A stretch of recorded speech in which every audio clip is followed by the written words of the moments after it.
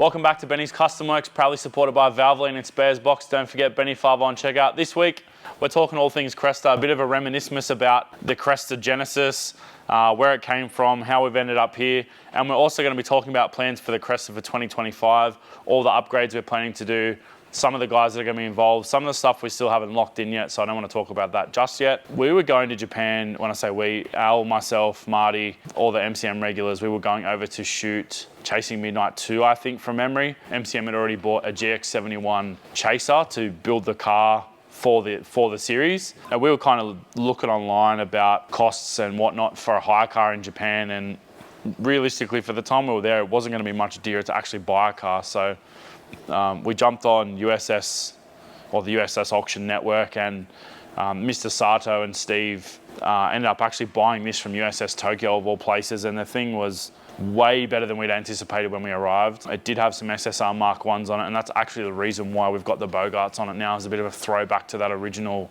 first version of the look of the car. But yeah, basically fast forward, we drove the car around Japan, actually road tripped it from Asahikawa all the way, which is in Hokkaido, all the way down to Matsusaka, which is near, basically level with Osaka, but on the other side, on the other coastline. So yeah, over about 3 or 4 days, we did about 2,000 kilometers, road trip the thing end to end.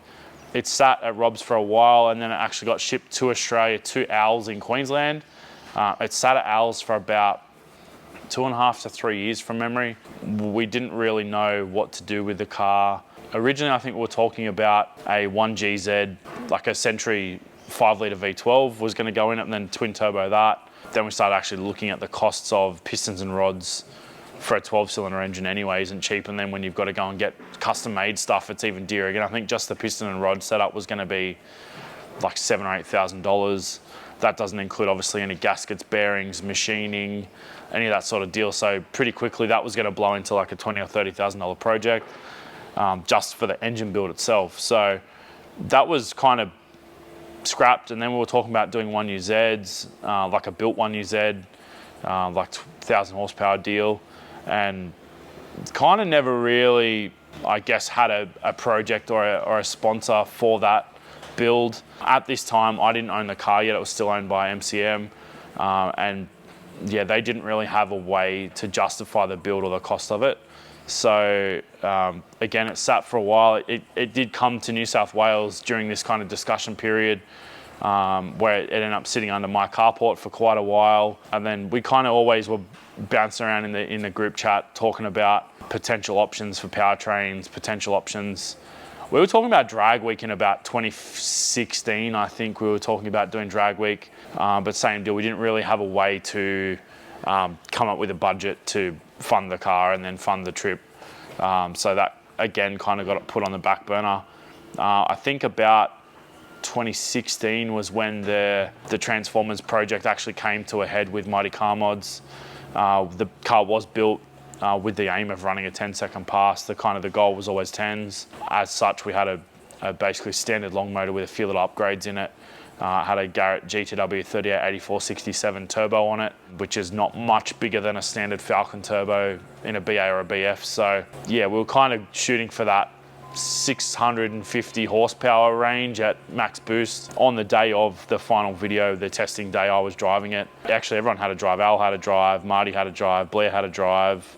Then it kind of got serious, and we're like, all right, let's try and actually make the thing go quick. And I'd been designated the driver. I don't really know why, because I hadn't really driven anything that quick at that point. Who and what determined that number? As in running a 10? Yeah, why was it a 10? Why wasn't it an 11 or a 9? I think it was just dubbed the 10-second sleeper, and that was kind of the premise of the build, was to transform something from a mundane basic 70 horsepower car to something that made, I think the goal originally was to like make 10 times the original power, and we did fall short, but not by a lot. So yeah, I guess that's where the 10-second sleeper concept kind of came from. And at that point, it looked somewhat more standard as well. It only had just some wheels on it, and it didn't really have any stickers on it at all. It did have a Transformers logo on the roof, but it didn't have any. It had the original Series 2 glass headlights. It didn't have the headlight ducts. It didn't have bonnet vents. It didn't have the front bar cut. I don't think it actually had the chin spoiler either. You look at this car compared to what it looked like then, and you kind of go, oh, not much has changed. But when you start to delve under the skin of it, there's very little actually left of the original build apart from the body and some of the rear end stuff. But yeah, I ended up getting a 990 out of it, or 997 or something. Yeah, we just got into the nines with it. And at that point I was kind of hooked with it, but same deal, didn't really know where to go with it. MCM still owned the car, they were still doing a few things with the car.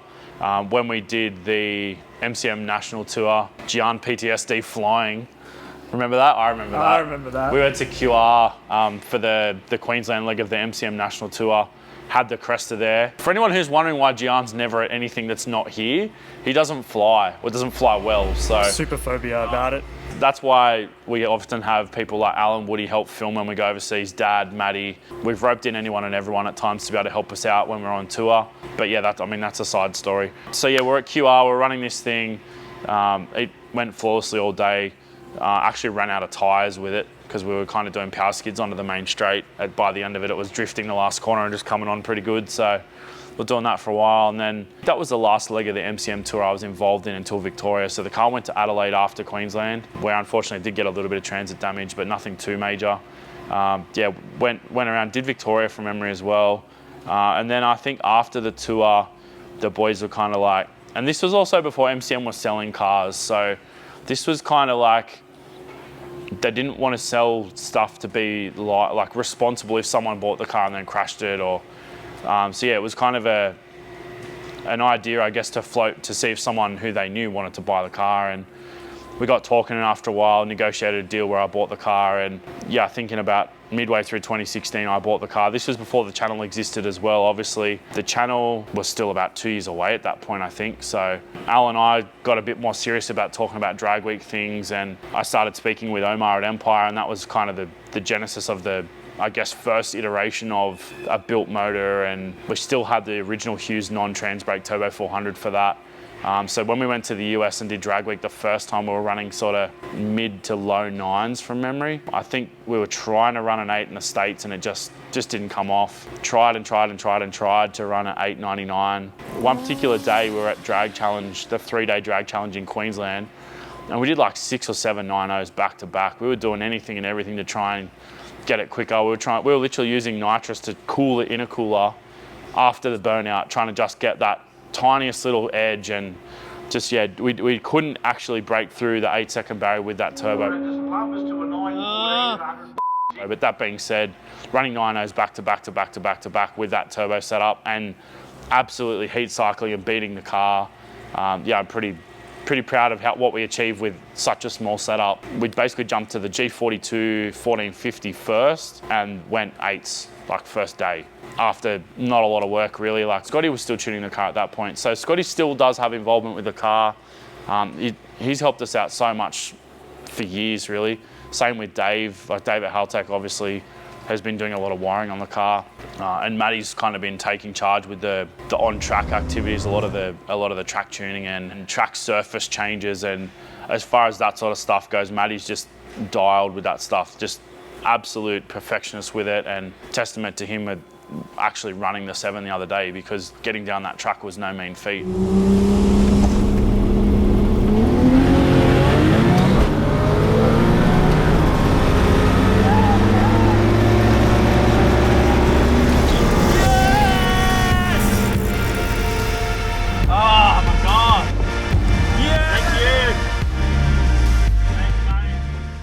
But I digress. Sort of hit that 8-second zone and started to push again, and the goal was to go back to America in 2019 and run the car as quick as we could. The biggest issue with this car is and always will be that the cage is only compliant for an 8.5 in America. I guess that somewhat limits us. We have entertained the idea of upgrading the cage, but actually taking some measurements off the car and looking at how much bar work's actually required to do that job, it's going to make the car completely useless for what we do in Australia. So as much as it pains me to say it, it'll never go officially quicker than 8.5 in the US.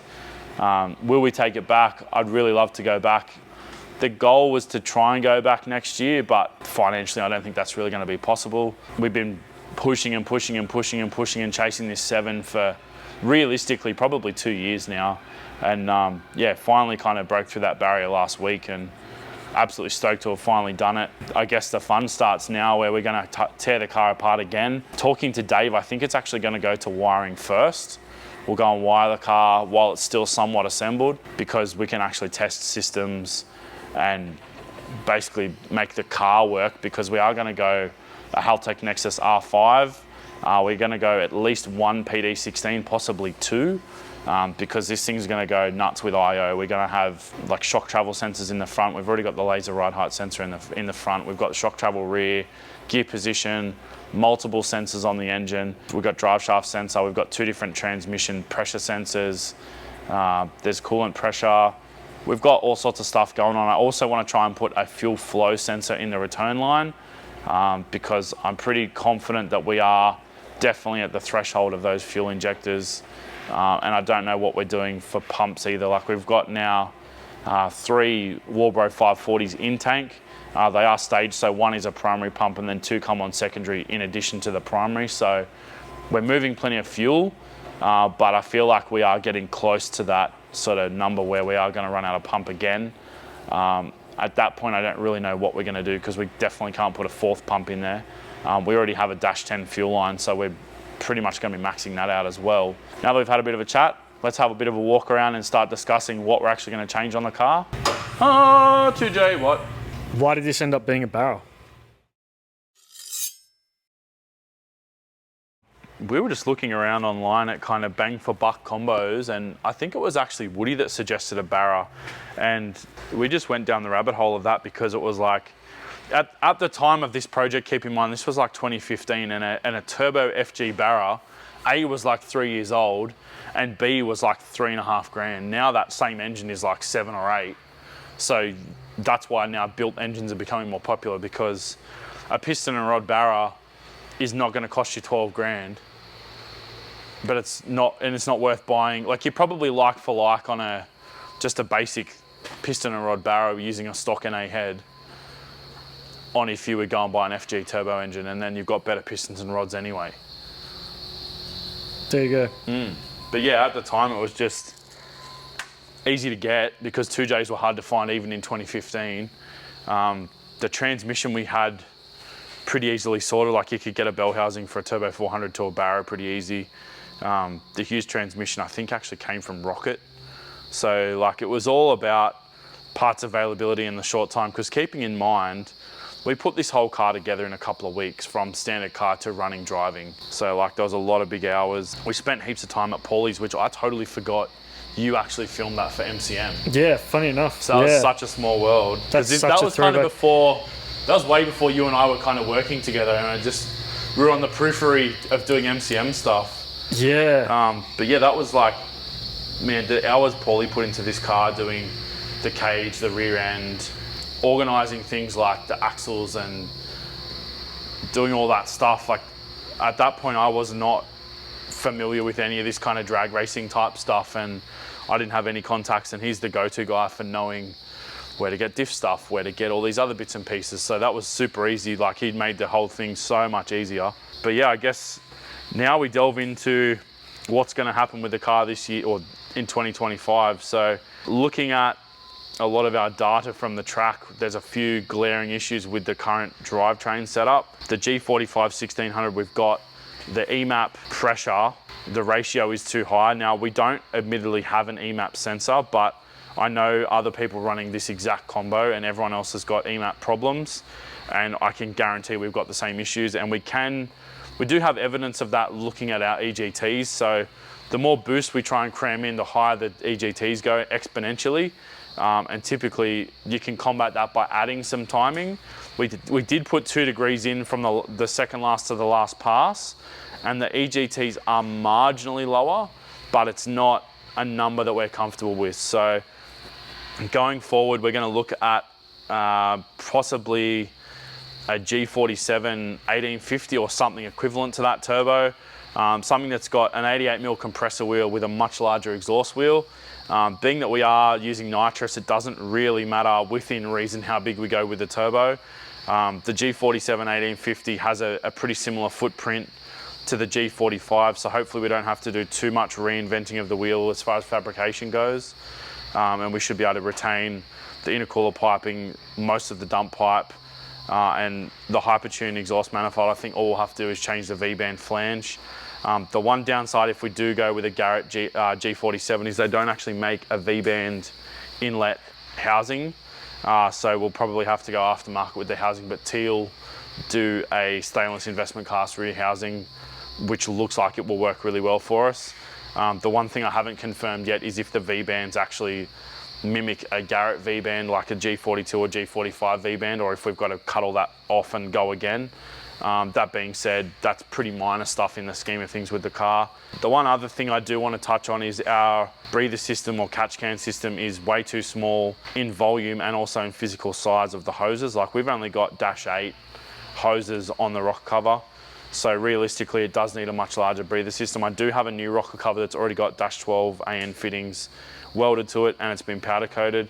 And because we are going to do a full engine bay strip out of wiring and all sorts of stuff, things like this OEM fuse box are going to go. So that's going to open up some real estate for us, and we can definitely look at moving some of this stuff around, putting catch cans either in the bay or potentially further back in the car. The one issue with putting the catch can either in the boot, or it'd have to go in the boot. Yeah, the one issue with that obviously is running the lines. I don't really want to run lines through the cabin of the car because I just don't think it's going to work for what we want to do. Still having carpet and sound deadening and all that sort of stuff, you're not going to be able to easily run the lines through the cabin. I have seen people run them up the roll cage, but this is not a look I want to go for at all.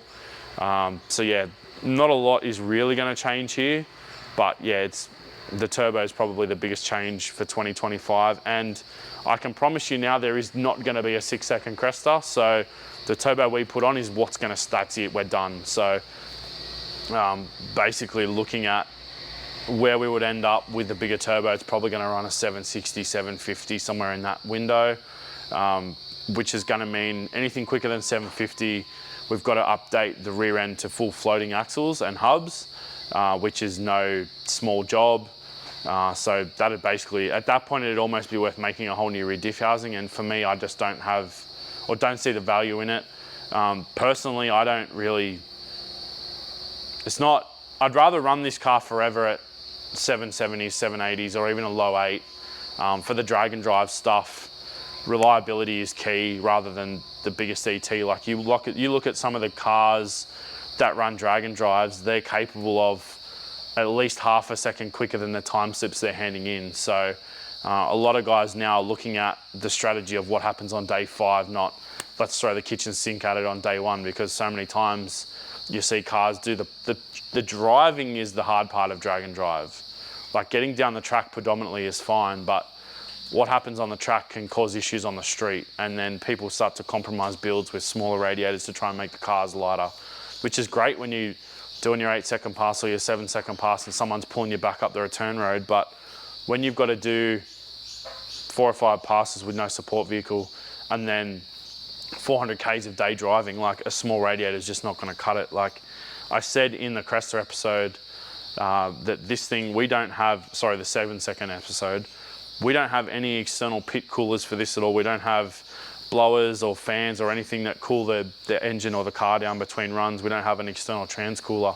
All of the cooling is contained within the vehicle. So the Haltech keypad, we actually can override both the radiator fans and the trans cooler fans. So every single time I'm coming up the return road, I'll turn all the fans on and just absolutely try and cool the thing down as much as possible. And then when we get back, when Maddie and I are doing laptop things, pulling data out, having our pre-round discussions, I've always got those fans running until the last second. So yeah, and then having a massive alternator on it really has kind of changed as well. That alternator is not without its flaws though. Unfortunately, it is a Ford modular V8. I think it's actually from an ambulance or something in the States, but the problem is it doesn't have round holes. It's actually got fingers, and depending on the way you route the belt, it actually wants to pull the alternator off the block. So I think we're going to weld potentially some sleeves to the back of it to close that up, to allow us to run a more efficient belt path. But that's just another thing, another little thing we're going to explore in 2025. Cruise around to the interior. We're not going to have a ton of different changes in this car in the interior either, really.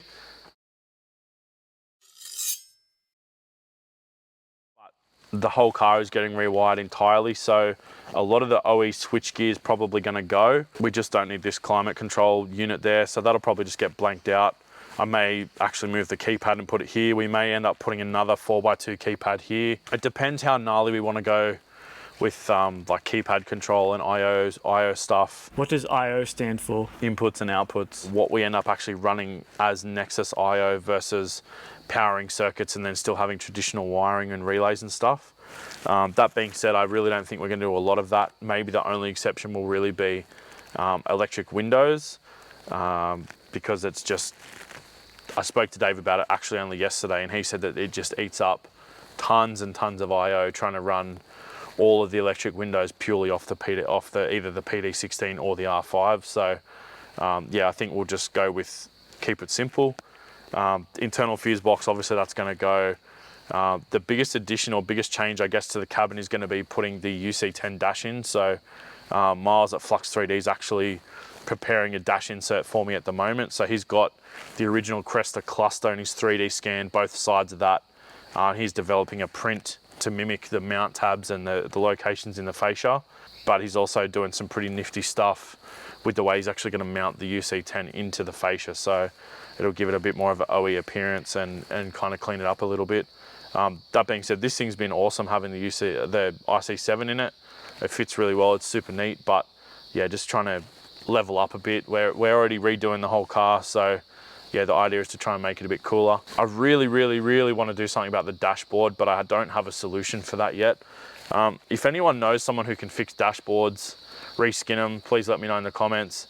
I did speak to Dashboard Doctor and they said they can't do it, so please don't put Dashboard Doctor in the comments 10,000 times. But yeah, if you know anyone else that's capable of reskinning dashes, by all means, let me know. I am also open to a trimmer doing it in a stitch style. I don't care if it's not vacuum molded. But yeah, I'd really love to get rid of the wave. It's like a half pipe. You know what the weird thing is? All the GX71 dashes do that, but the MX73 Cressida Australian delivered dash doesn't do it at all. But the even more annoying thing is those dashes actually don't interchange even though they're the same platform. Because I thought about trying to get a red MX73 dash, but just they don't, it's not the same shape. I don't know if the curvature of the glass is the same.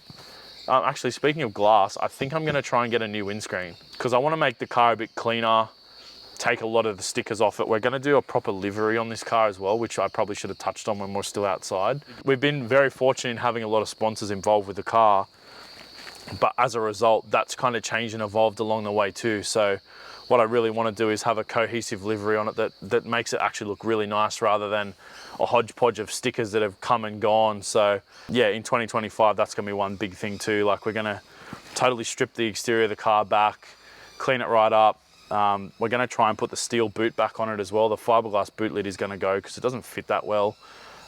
So yeah, I want to get the rust repaired in that boot, get that repainted, get it on the car, tidy it up. Might even try and repaint the bonnet too because it's got this weird external ding in it and it's not great. And also because this paint's original, it's just super thin. So they definitely want to try and give it some touch ups. I'm not going to respray the whole car, but I just want to try and tidy it up a bit. And then the other thing I want to do interior wise is try and fix and make the carpet a bit nicer. We've got this funky hump here which clears the transmission shifter. When we first put the car together, we were literally 6 or 7 days in and we got the engine and trans mounted and that was all sweet. And then 2 days later we went to put the shifter on and there was just absolutely no clearance for the shifter. So we improvised, shall we say, and just kind of bent the floor out of the way, and it served its purpose, but it's definitely not pretty. So I'd like to neaten that part of the floor up, potentially cut the damaged section out and just make a nice subtle bulge, then put some nice sound deadener over it. And yeah, I really want to try and make the cabin space nicer. I haven't ruled out air conditioning. I don't know how to execute that yet, but it's a possibility. Like I said, I don't know if it's viable, but I want to at least look at it. Potentially put like a small vintage air system under the dash. We do have enough room in the front to actually put an aircon condenser in there. I can move the intercooler about 10 mil forward, so that's possible. I could even put the stock aircon compressor back on the block because there's nothing in that area to eat up that real estate. As far as the belt goes, we can route the belt that way. There's nothing in the way with that either. So there's potential to put aircon back in the car. Will it happen? Won't it happen? I don't know yet, but it would be something pretty cool to do. Same deal in the back. Nothing's really changing. The only thing I want to do is add some more carpet and niceties, and also just want to put some padding on some of the bar work, just for cruising around in it, especially if we do like on-track events like power cruise and that sort of stuff. You've got to have bar padding as well. So I had some just off-the-shelf cheapy foam pad, but it falls off, so it'd be nice to get some velour like this and actually wrap parts of the cage in the velour, just kind of give it a bit more of a clean and finished feel. The interior lights as well, we're going to upgrade them. This is just that sort of ribbon LED strip, and it worked really well for America, but same deal, it's not super nice, and I had to wire it with speaker wire because it was all I could get on the day. So yeah, we'll revisit that, potentially just mount some lights directly to the main hoop, maybe 4 LEDs, 2 forward and 2 back, like a map light type of deal. I wonder if, oh, these even still work, look at that. Damn. Dave, we've got to keep them, sorry. New widebands, obviously the R5 has dual channel widebands built in. All sorts of stuff's going to be going on. We've got our TCA8, which we're going to retain. They're going to be CAN hubs out the wazoo, because we're going to have a lot of stuff in the CAN network. There's going to be a PD16 in the boot, so we're going to split the car to front and back. So the PD16 in the boot will run the fuel pumps, the rear tail lights, the fuel level sensor, the flex fuel sensor. So the only sensor we'll actually have to wire physically to the R5 from the back of the car will be the rear ride height sensor and the rear or the tail shaft speed sensor. So there's not going to be a lot of wiring actually running front to back, which is pretty cool. The main wires obviously running front to back will be the alternator charge cable and our main power supply, because the battery is in the boot. But yeah, it's going to stay predominantly the same. The other thing I do want to move from the cabin is the CO2 bottle, purely just for legroom. I was looking in the boot the other day, and we do have some real estate where I can actually mount the CO2 bottle to the rear part of the cage. So yeah, that'll tidy that up a bit and get it out of the cabin. It's one less thing to be in here.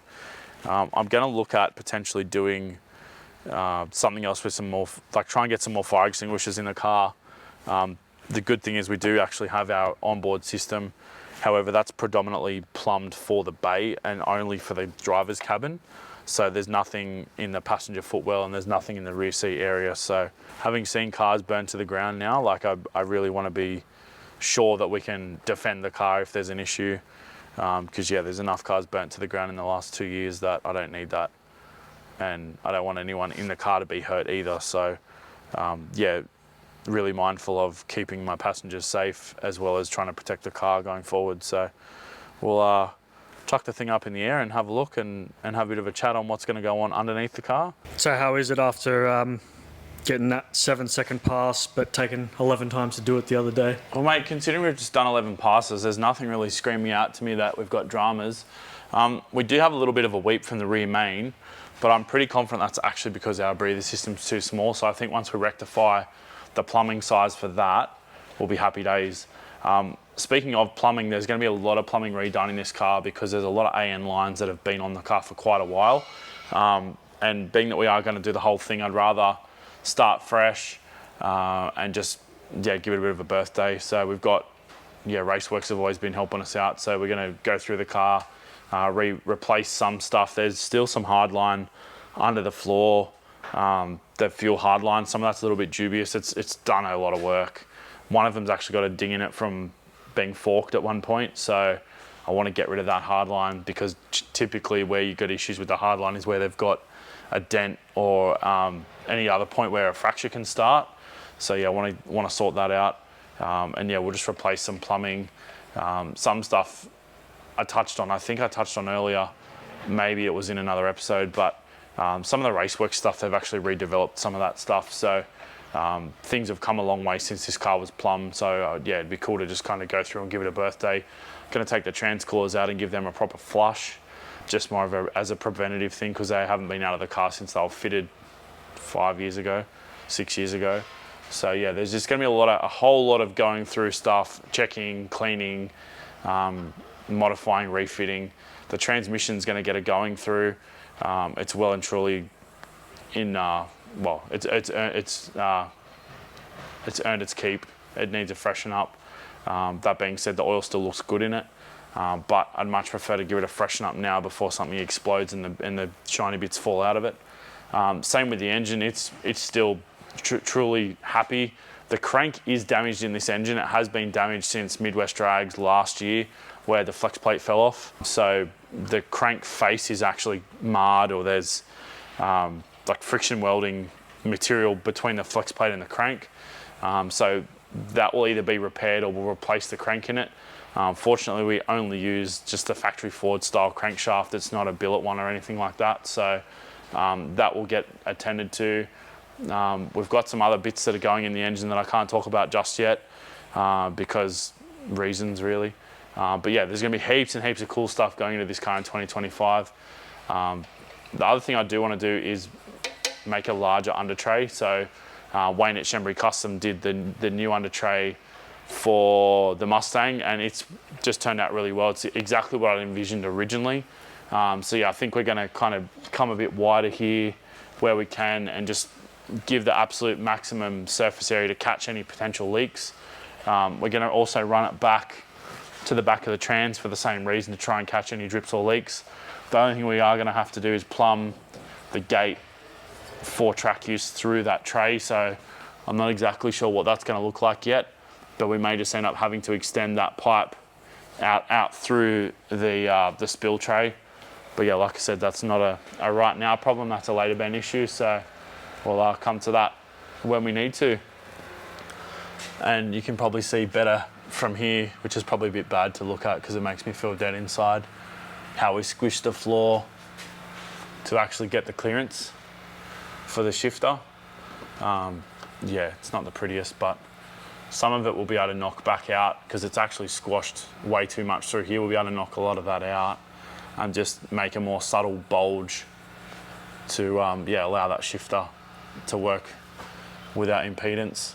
The other thing worth mentioning is we actually have changed this shifter since we did the floor, so there may have been more of a clash previously. So this is the M&M Transmissions Turbo 400 shifter. Well, this is, and then we've added a gear position sensor as well there, so it all works pretty well. Same thing, we've got a transmission temp sensor in the pan, and then both of these sensors here are pressure sensors. One is line pressure and one's converter charge pressure from memory. So yeah, we use those for data and also looking at what the converter itself is doing, because we've got a dump valve as well further back here, which can change our converter pressures. So yeah, we're going to be same thing, stripping and cleaning a lot of these parts. The transmission builder won't touch this sort of stuff, so we'll strip and clean that. Our Circle D converter is a bolt together, so we'll actually split it here at the shop, clean it out.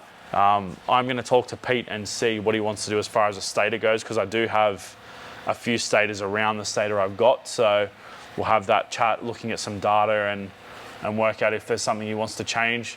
The other thing I want to do is actually make a new transmission crossmember. This is the original Toyota crossmember that's been modified, and it's a little bit on the thin side in my opinion, so we'll probably get some tube and some other fixtures from Tough Mounts and make DIY our own crossmember using their stuff. So yeah, we've already got the Tough Mounts mount here as well, so tying all that together and making it a bit more solid I think will definitely help, because yeah, not that this has failed, but there's a lot of weight back past the center line of the crossmember, and we have cut it up and changed it a few times. So yeah, I'd much prefer it to not fall out going forward, because that's a bad time. Or in reverse. Get in the bin. You're a bad man, Gian. Same deal under the back, nothing much is really going to change. Fortunately or unfortunately, the diff center is almost brand new. So we'll basically just tear it down, give it a clean out. The brakes, actually the front brakes are going to change. We're going to do some hoppers stoppers on the front. We've been in touch with those guys this year. The plan was actually to do that this year, but we've just kind of blown out time-wise. We just got too hyper-focused on running a 7. You know, the biggest change is going to be the underside of the car. Cleaning all the rubber off again. I have ideas, which I don't know if we're going to go that far yet, but I actually want to basically take the whole driveline out of the car and put it on a rotisserie. so we can clean the floor, and I actually want to spray the floor in like a proper liner, so it makes it easier to clean going forward, and tidy it up. Same thing, like put some ceramic coating on the rear quarters so all the rubber build up doesn't really happen. And that's only a few times, like that's probably 12 months worth of rubber build up. What is the clean off process of that? That Exactly that, just sit there and pick it out. sit there and pick it out, bro. Have you ever weighed what comes off of it? Nah, I reckon I could probably get some of it off with the pressure washer. Yeah. Like, look at this. This is just on the mud flap. Wow. That's real satisfying that it comes off in chunks like that. Until it doesn't. Ah, yeah, that's true. It's probably like $40 worth of rubber there. So we are going to be changing the valving in the front struts as well. I was speaking to Chris at Shockworks the other day, and he's got a nice little recipe to put in actually a new shim stack in the front shocks, so that'll be cool to update that. We're also talking about potentially putting long travel shocks in the front with the possibility of limiting the travel mechanically using shock travel limiters. That will mean that the car can be more, or set up more diversely to suit a no prep or a low prep situation, potentially even put slicks on the back of the car as well. So yeah, there's definitely different options to set the car up. We're also talking about potentially building some shocks for the back of the car as well.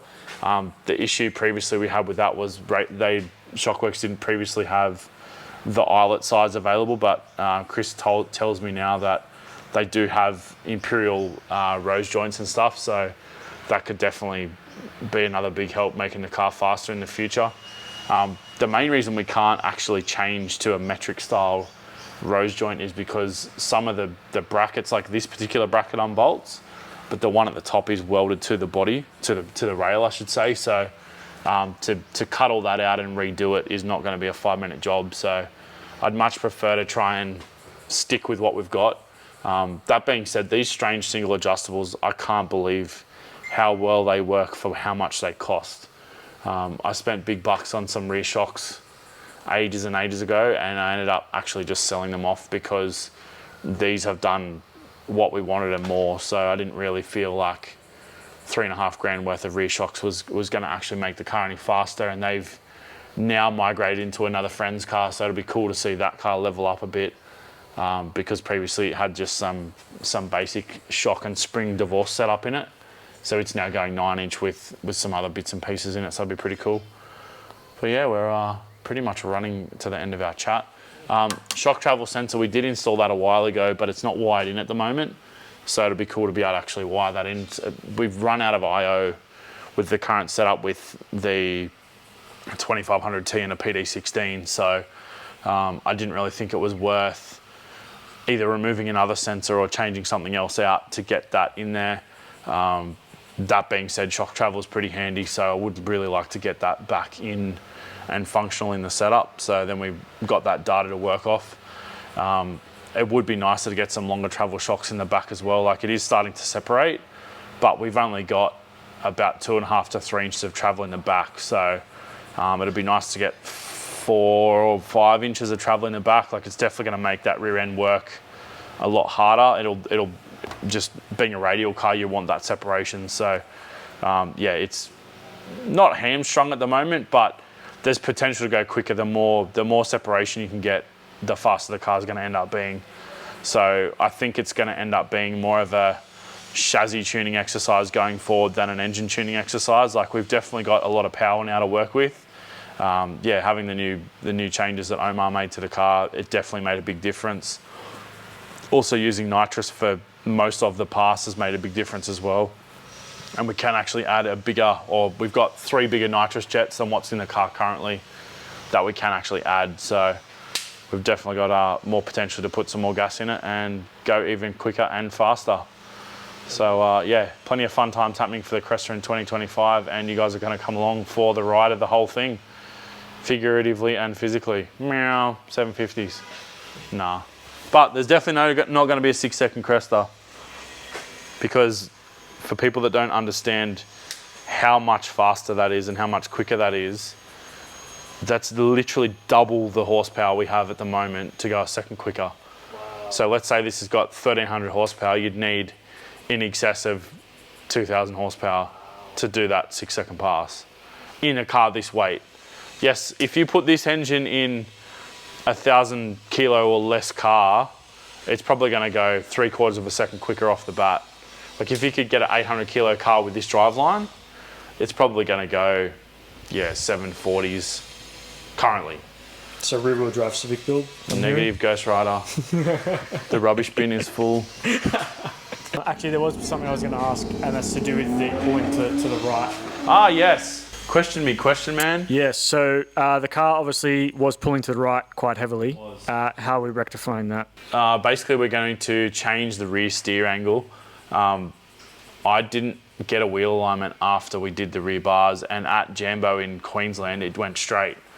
That being said, we've made the rear end work a lot harder in Sydney, so then that's given us what it's actually doing, and it does want to go right. So the long and the short of it is we need to change the rear steer. We can either do it by making this side longer or that side shorter. So the long and the short of it is it's going to make the car go like that, or, well, ideally we want it to go straight, not want to go left. So we'll just probably do one half rotation on the front rose joint of either one of them. But the thing I do want to check is obviously making sure that we change the right side to keep the wheels as square in the car as possible. This car, strangely, is not the same length left to right. So visually, it's a mass-produced car. So the quarter panel could have been welded on 5mm different somewhere, or there could be a variation somewhere in the car. So when you look at the wheel position left to right, when these bars are the same length, the wheel position's not the same. So, and I've actually measured the car side to side, and it is longer on one side. So I think it's like a 5mm variation. So yeah, I want to basically make sure that we move the right wheel, or the correct wheel, because if we don't move the correct wheel, we may run into issues like the tyre coming into contact with either the front or the back. I did just notice that the mud flap is actually very close on the backside here. Mud flaps may be optional going forward, but I do quite like the look of them, so we'll make that judgment later. But yeah, I'd say looking at this now, we're probably going to make, it's not pretty actually either way. You're going to have to adjust it half and half kind of thing? Well, if we go half and half, we're at the same spot. It's gonna make it even worse. Like so if we went shorter here and longer here, it's probably too much adjustment. Okay. We might end up going left. Yeah, I see. So what I would like to do is only do one side half a rotation. But the other thing I will do is actually get it wheel aligned so we can measure. I might even get it measured before we touch anything. Smart. Just to see how much movement we've got. But yeah, it'd be nice to be able to probably shorten this arm, I think. I think shortening that arm is going to help us the most, because lengthening that arm is going to push this even further back. So see, we're definitely not in the center of the wheel arch. So you've got nearly a full torch there, and then we're nearly touching at the back here. Admittedly, that's with the mud flap, so I don't know what our true clearance is on the radius, but probably should just take the mud flaps off to actually look at that stuff, thinking about it. Because yeah, that's definitely giving us a false clearance. But it can't move back, you know? But it's able to shorten the left side. Yeah, because you've got more room here in this little pocket than what you do over here. Is that the reasoning? Yeah. Yeah, cool. Yeah, so you want to shorten this up. I think will be the winner. The exhaust's going to stay the same because it works. 7's with the full exhaust. Yeah, how nuts. And a tow bar. Were you saying that the rear weight is actually a good thing? Yeah, so a lot of people are like, oh, why don't you put a short exhaust on it and take the tow bar off and do all this? Yeah, it'll make the car physically lighter, but we're actually removing weight from over the back axle. So this will help with traction. So a lot of guys you see with like no prep or low prep cars will hang weight in the bumper off things like a tow bar. So we've actually got potential to add weight to the tow bar to make or to help it with traction. By having the exhaust, you know, some people do the side pipe thing. Yeah. Is it less restrictive that way if it's got a I mean, if it was a straight pipe with no muffler, it probably, you only got the restriction of the physical length of the pipe. There's probably some pressure differential science behind that. Having any muffler in there, it doesn't matter how well that muffler flows, you are going to have a restriction there. But I'm a sook and I hate straight piped cars. Just the noise offends me. Yeah. But that being said, I have thought about potentially actually cutting a diverter valve in here in a similar way to the Mustang and running a second tip here. So it's like a twin tip sort of deal with a diverter valve here that'll actually bypass this muffler. So, I don't know. I'm on the fence. But this is actually our race exhaust. We've got a street exhaust, which is much quieter. So if I was to do the cutout, I'd maintain it past this. I wouldn't do it in the front of the V-band because then it means that I can just put our street exhaust on there and it tapers back to 3-inch. Oh, it's actually sitting there. Visualize. Do you want to help you lift it up or something? No, I'm not picking it up. Just CGI in there, bro. Yeah. Come on, Spielberg, just CGI it up there. Let's see how to do this. I'll give you that look. Yeah. And I'm not going to step left to right, but I'll just go directly up. Yeah, Oh, visualize. God. Oh, God. Just people will understand the concept. Yeah, so the street exhaust goes back to 3-inch for the diff back just to shut it up. And we're never ever going to try and make power with that because it's pointless. That is genuinely going to be a restriction, but it does shut it up really well. And it's very livable on the street with that exhaust. When we did all the drag and drive events last year, we ran that as the street exhaust, and then I just did have a dump tip, but I don't like the dump tip for diagnostic things. Like, you can't hear anything. So having a valve might be the answer where we can open and close it and still be able to actually shut it up somewhat and listen to stuff. But I don't know. It's going to involve a bit of rejigging of the exhaust, so it may mean having to remake hangers and other bits and pieces, which would then defeat the purpose of what we're trying to achieve. But we'll try it. Lots of work, eh? Oh man, there's going to be lots of work in redoing the car. But I feel like A, it's worthy and it's earned it. And B, there's a lot of stuff in it that it just hasn't, not that it hasn't been maintained, but there's a lot of stuff that's now getting to the end of its service life. Like, AN lines aren't forever. Like, a lot of that stuff is now due for replacement. So yeah, I wouldn't mind. And the thing is too, like on a motorsports vehicle, things get undone and redone up a lot of times. So fittings, the threads start to wear out, they'll start to leak.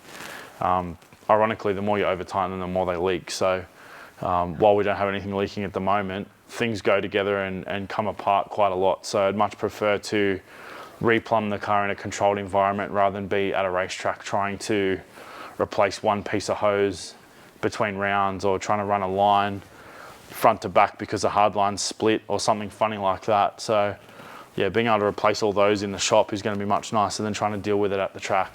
True this. No one's going to be loving that. I feel like that's a shit answer though.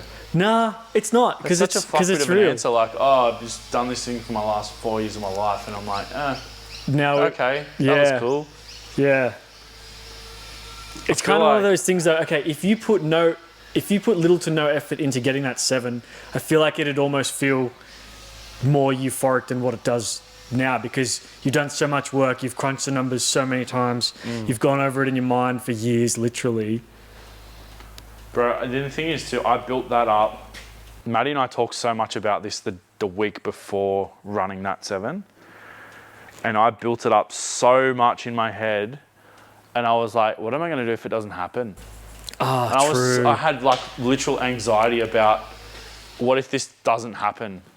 Because so many times we've tried to do this and it hasn't happened. I'm like, at what point do we just call it and pull the car apart? Yeah, true. Because like, I was like, we need to actually, this is to the point where this now needs a refresh. Yeah. So I was like, do we call it at 8:0 and blow the car apart and then give it a birthday again? Or do we like just keep going? Like at like 4:30 on the Friday, we were talking about booking another test day. Oh, yeah. We were talking about doing the Street 20 test day. Like, which I think is next week in real time. So by the time you guys see this, that test day would have already happened. But the long and short of it is, we're not going because we don't have to. That being said, the car's not going to come apart immediately. This is going to be 2025 project. So yeah, I don't have a reason to pull it apart right now, but I'm also like conscious of the fact that we're coming into Christmas and a lot of people are going to be shutting down, and to be perfectly honest, a car that's in a million pieces is a pain in the ass. So I'd rather pull it apart when we're ready to actually start doing stuff. That being said, also Dave is going to wire it when it's still somewhat assembled, and taking a step back, we need to work out what sensors we're going to add and where they're going to go before we wire it, because I don't really want to make Dave do any more work than is absolutely possible, required, because I'm already roping in favours anyway. Dave loves it. Surely Dave loves it. Dave does love it. I love Dave for the fact that Dave loves it.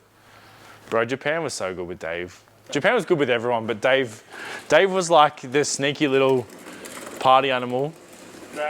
Like seeing Dave just come alive at karaoke, bro, that was something else, eh? But no, I mean, that was such a good trip. And you guys would have seen that by now, so thanks for watching it. Hey, did you ever find your dream car over there? Did you even get time to look? Nah. Yeah, fair enough. It didn't happen. Fair enough. You know what though? As dumb as it sounds, you don't need to go to Japan to buy a Japanese car. It's cool, but you don't need to. Part of the reason I didn't look is because I haven't sold anything yet. So yes. If you want to buy a Pajero Mini or a Viper, hit me up. But yeah, no, the actual fact is I need some money. I need to free up some budget from other cars to be able to make the next one work. How does it actually feel physically to run a 7? The physical differences in your body when the G-forces are acting. It didn't feel that much different because it's not 30 mile an hour quicker, it's 7. And the 60 foot actually wasn't as fast as we've previously run. So the G-forces at the start of the run were actually less than our previous, or some of our other PBs, like in the 60 foot and whatnot. So from that perspective, it didn't feel super fast or super quick. But yeah, the whole, like, I was pretty confident right at the, like, probably at like 1,000 foot. I just went to town in the cabin. And I reckon at that point I was like, yeah, we've got this. And it did feel like it was on a charge, but I also felt like that on those 280s as well. So like, there's a lot happening in 7.9 seconds, you know, like there's a lot going on to process. Like don't crash, pull a parachute, do the nitrous, bump in. Fist pump in the air as you go. Fist pump the air, don't crash. So yeah, it's very euphoric looking back at it, but I don't know. I feel not anticlimactic, but I wasn't anticipating feeling like, I don't even know how to put it into words, like not underwhelmed, but I guess I've just put so much of my life into this for so long, and now I'm like, okay, now what? Now we've ticked that box, what next? And now also knowing like we're not going to have a 6-second car, and I have no interest in that. So it's like, so let's just do the turbo, and I mean not the whole refresh. Let's build the car to its final form, and just go to town and see where we end up. Yeah, so it's all about that PB. Just the ultimate PB now. I can't believe we're almost at like not the end, but I guess that's why it feels so surreal. This car will never be at the end. We'll always do something with it, but it's not the sort of car you can just put on the shelf and go, yeah, man, that's done its job. It's retired now, because I feel like that's doing the car a disservice. Because it's already evolved so much beyond where it was supposed to be. So I feel like just going, oh yeah, cool, good job car, you can sit on the shelf forever now. Like just, I don't get that. Anyway, there's been so many chats. Thanks for watching, guys. We'll see you next time.